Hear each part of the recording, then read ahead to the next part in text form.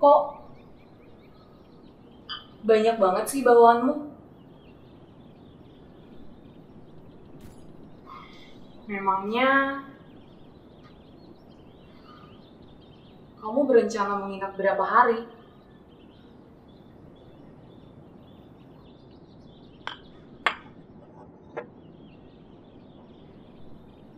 Pak, Bu, sepertinya Tiara akan bercerai. Namaku Tiara. Aku anak tunggal. Ayahku seorang buruh pabrik yang gajinya tidak seberapa. Namun, itu semua tidak menghalangiku untuk mengemban cita-cita. Aku bekerja keras hingga akhirnya aku bisa menjadi seorang editor muda di salah satu perusahaan ibu kota. Menjadi editor membuatku tidak perlu bekerja ke kantor. Aku cukup membuka laptopku di rumah, menerima pesanan, dan mungkin sesekali aku bertemu dengan klien di luar. Sekarang aku sudah menikah. Suamiku bernama Aditama. Ia seorang pebisnis. Terlahir dari keluarga yang berkecukupan dan harmonis, menjadikan Aditama mempunyai sifat yang hangat. Betapa beruntungnya aku, kata orang-orang. Kami tidak membutuhkan waktu lama untuk saling menyukai hingga menikah. Pernikahanku diliputi banyak kebahagiaan. Aditama tidak melarang aku bekerja dan selalu mendukungku. Kami juga memutuskan untuk menunda memiliki anak karena kesibukanku merintis karir. Namun, sepertinya aku sumber masalah dari cerita yang bahagia ini.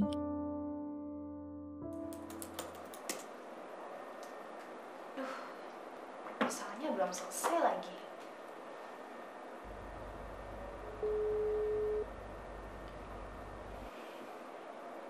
Halo Mbak Selfie. Ini gimana ya? Kok proposal yang saya minta tahun ini masih belum diselesaikan sih? Ya, saya mengerti kamu banyak kerjaan ya. Tapi ini juga penting bagi proyek kita. Oh, pokoknya saya tidak mau tahu. Besok sudah harus selesai. Kalau enggak, saya bakal cari orang lain untuk gantiin kerjaan kamu. Paham? Ya.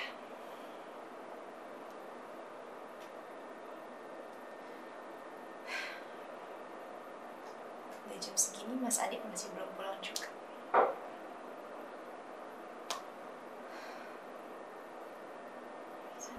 Mas Adit.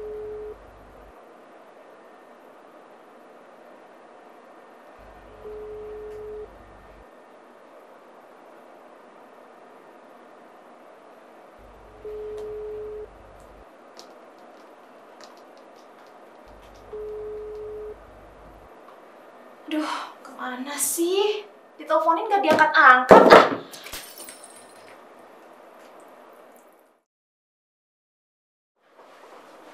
Pagi sayang. Tumben kamu, Mas. Iya nih, aku bawain makanan sarapan, dimakan dulu ya. Iya. Oh iya.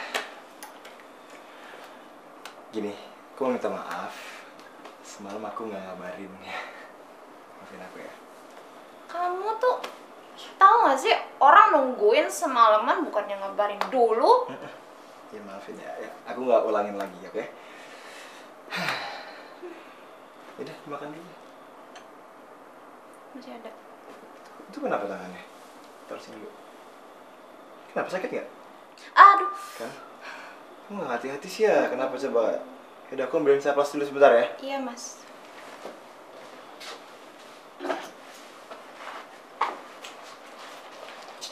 Sebentar, aku obatin dulu. Oke. Nggak sini. Enggak Apa apa-apa. aja? Aku masih bisa. Kamu yang terluka, aku yang ngobatin Enggak apa-apa. Aku masih bisa. Udah tenang aja kamu. Ini kelihatan capek banget, Ra. Kenapa masalah kantor? Gak apa-apa kan? Enggak. Kalau kayak gini, kayaknya kita butuh asisten rumah tangga deh, Ra. Ya biar ada yang bantu-bantu kamu juga kan. Kerjaan rumah kamu udah banyak, diminimalisir. Kamu kan juga udah banyak kerjaan kantor. Kalau kata aku sih kita nggak perlu ART ya Mas. Kenapa? Sayang uangnya. Terus kan aku juga kerja dari rumah, jadi aku masih bisa handle semuanya kok. Ya udah, tapi kamu tetap ya, kalau ada kenapa-napa tetap bilang, oke? Jangan sampai kayak gini lagi tanya ya. Iya. Jadi aku berangkat dulu ya, kayak ini udah mau telat. Ya, udah. Hati-hati ya kamu. Ya, makasih ya.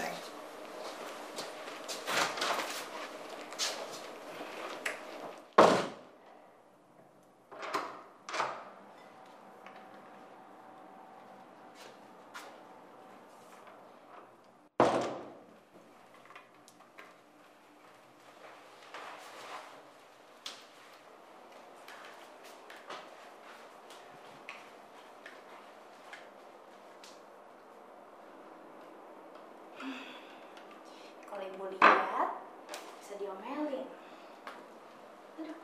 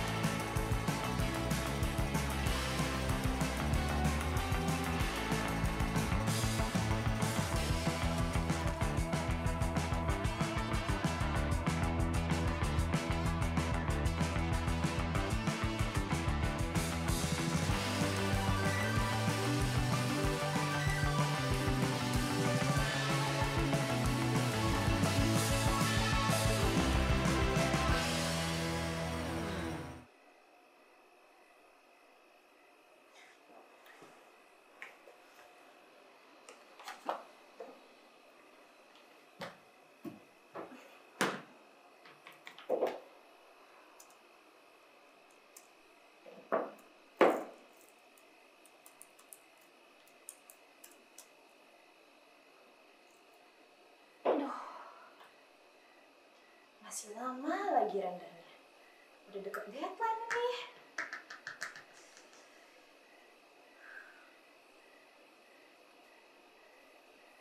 Mas Adit masih belum pulang-pulang lagi. Aduh, gak ada kabarnya.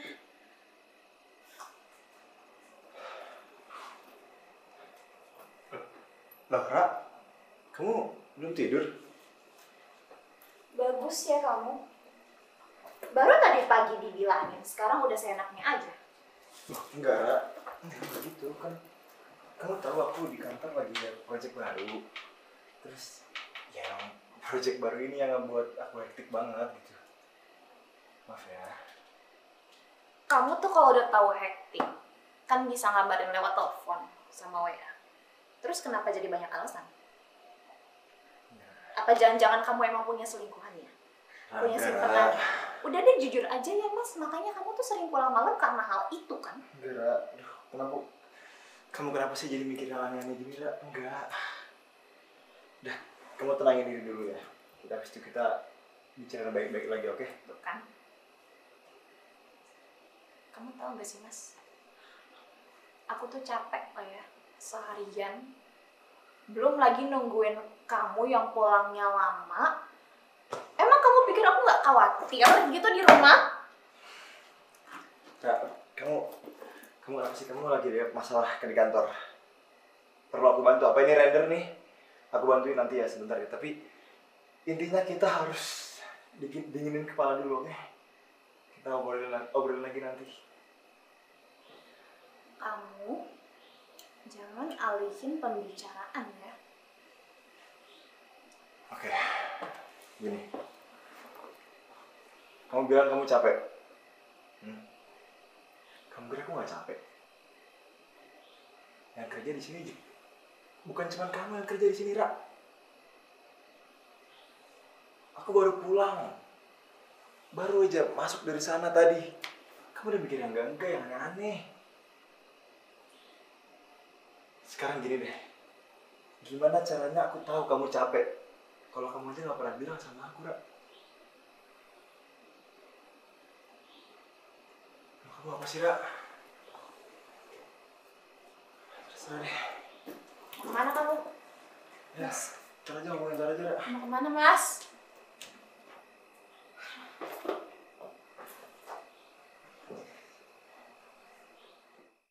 Semenjak hari itu, hubunganku dengan Aditama sedikit berbeda.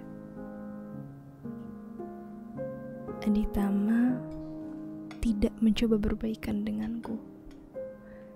Namun, dia juga tidak mengabaikanku.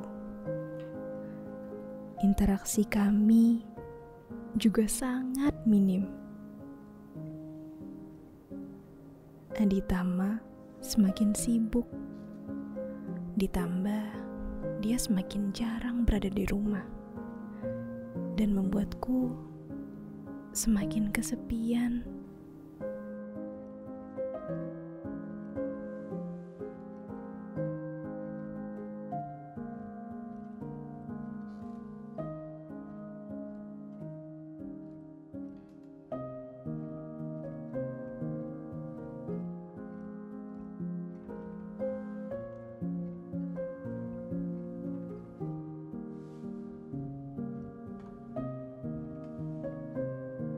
Dulu, sebelum ada Aditama, aku terbiasa sendiri.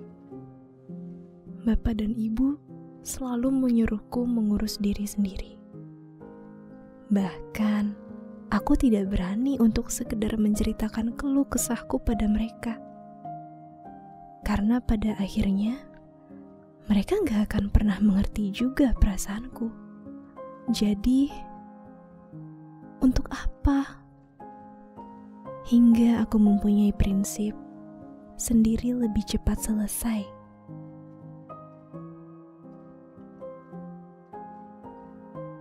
Namun, semenjak ada Aditama, aku semakin kehilangan prinsip itu. Aditama selalu membuatku ingin bergantung padanya. Itu sebabnya aku tidak ingin terlalu terbuka pada Aditama. Bukan karena aku tidak percaya. Sungguh bukan itu. Aku hanya takut Aditama muak kalau aku menceritakan semua keluh kesahku. Seperti yang dilakukan bapak dan ibu.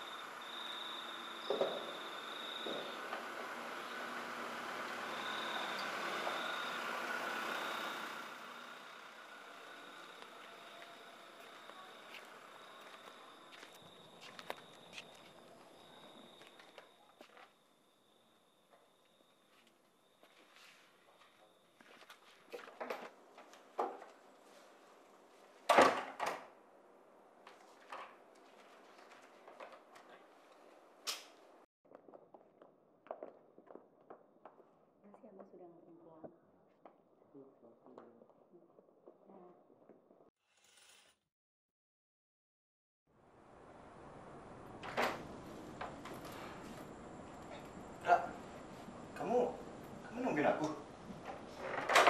Ternyata bener kan dugaan aku.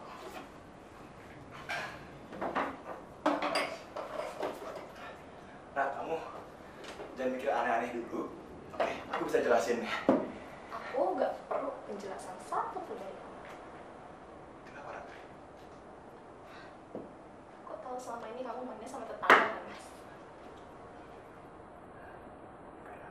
Pantesan aja kamu pulangnya lama, ya karena berduaan dulu di mobil sama dia. Begitu? Enggak pernah. Padahal kamu udah tahu Mas, Mbak Dina tuh udah punya suami.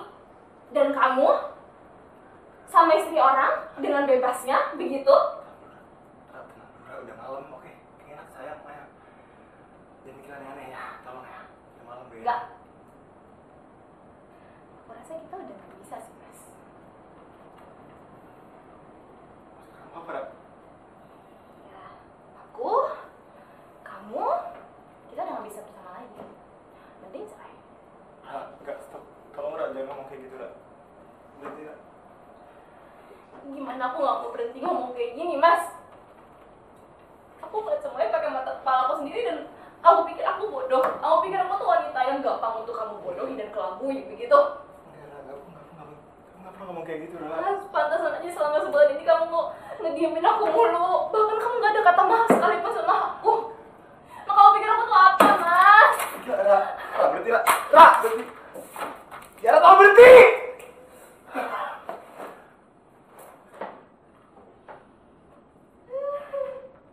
Kamu, Ra, yang ngadepin aku selama ini.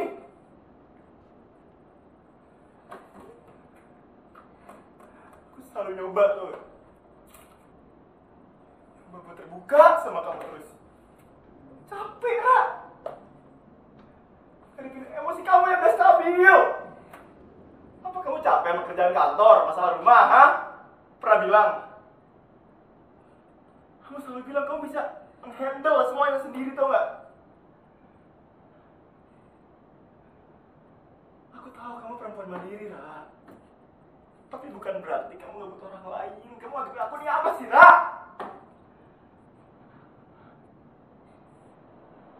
Ini begini ya, laki-laki. Kalau udah ketahuan salah, bukannya aku malah bawa masalah yang lama. Mas, kalau aku cerita semuanya, kamu juga gak bakalan tahu. Dan kamu gak bakalan mengerti. Kamu gak bakalan paham. Jelas, karena kamu tuh terlahir dari keluarga orang kaya, Mas. Dan kamu gak perlu banyak waktu ngebuang-buang hanya demi naikin jabatan kamu. Gak kayak aku. Kita beda, Mas. Kok jadi keluarga aku sih, Ra? Emang kalau aku berasal dari keluarga yang berkecukupan, kenapa, Ra? Kamu pikir aku gak ada masalah gitu, ha? Kamu gak pernah tahu, Ra. Kamu bahkan gak pernah nanya tentang masalah aku, tau gak? Jangan mikir kamu yang paling menderita di dunia ini. Setiap orang punya porsi masalah sendiri. Ini dia. Aku gak pernah bener, aku salah terus. Tapi cewek salah, perempuan kan, perempuan mandiri. Selalu mikirin dirinya sendiri, tau gak? Mas!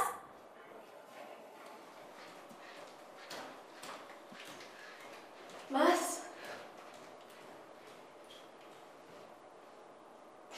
Mas, Andi.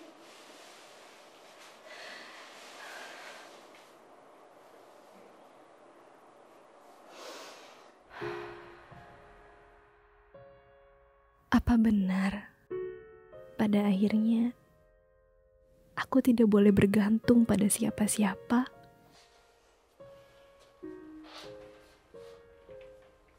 Sejak malam itu, Mas Adit gak pulang.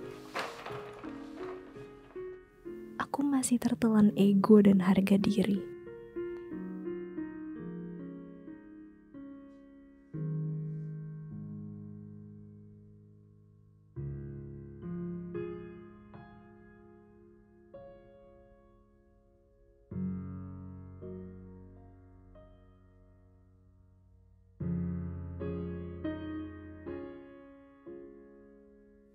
Sepertinya lebih baik aku kembali ke kehidupan awalku.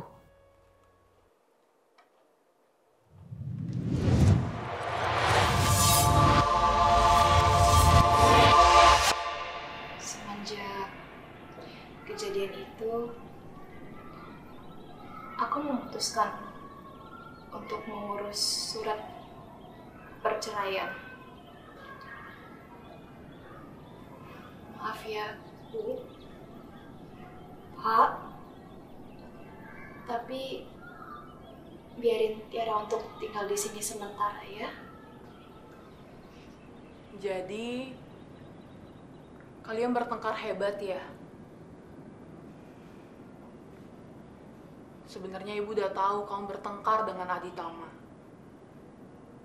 Tapi ibu gak menyangka separah ini sampai kamu memutuskan untuk bercerai.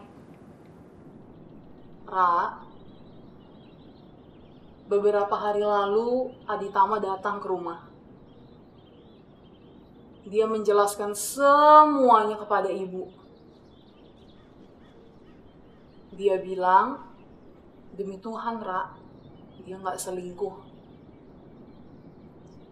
Perempuan yang dibawanya bukanlah selingkuhannya, Ra. Perempuan itu hanyalah seorang perempuan yang tidak sengaja hampir ditabrak oleh Aditama. Dan Aditama membawa mbaknya ke rumah sakit terdekat sebagai bentuk pertanggungjawabannya. Ra, bahkan Aditama bilang ke ibu, Aditama terburu-buru ke rumah agar bisa melihat kamu.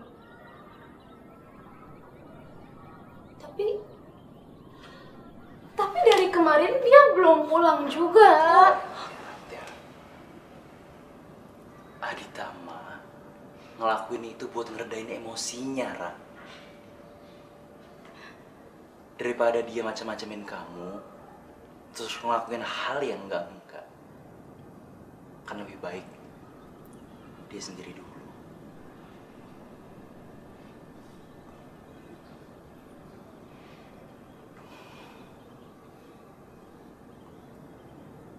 Maafin Bapak ya, Ra. Dari kecil, Bapak belum bisa menuhin semua kemauan kamu. Hal itu membuat kamu harus memikul beban yang berat. Seperti sekarang.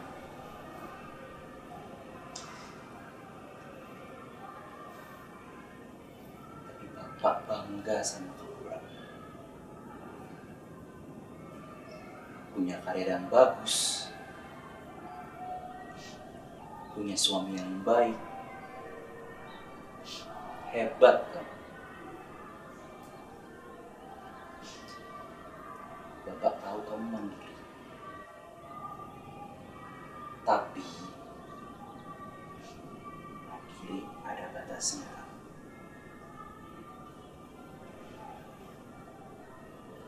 Kamu butuh teman.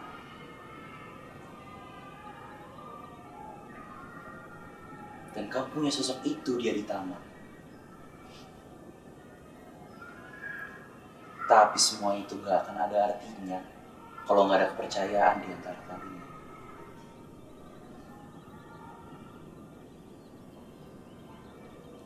Sudah 5 tahun loh kamu sama Aditama. Apa iya kamu masih belum percaya sama dia? Sekarang, coba kamu bicarakan baik-baik dengan Aditama ya, Ra. Pulang, Ra. Aditama pasti sudah menunggu kamu. Ibu yakin Aditama adalah pria yang baik dan bertanggung jawab. Dan apapun masalahnya, dia pasti akan memaafkan kamu, Ra.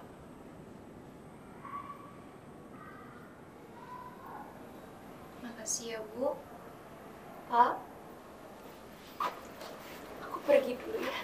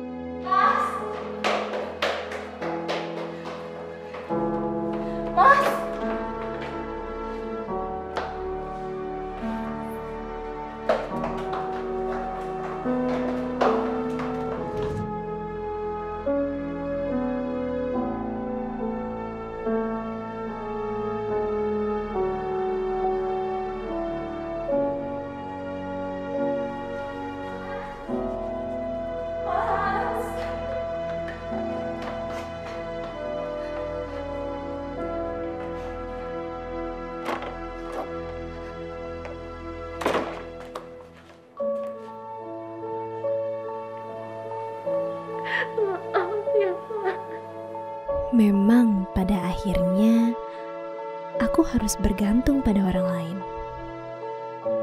Menjadi wanita mandiri bukan berarti mengabaikan orang sekitar. Aku tahu sekarang betapa pentingnya membagi beban. Hal yang dikira sepele menjadi penentu sebuah hubungan. Dan sepertinya aku menemukan dermagaku untuk pulang.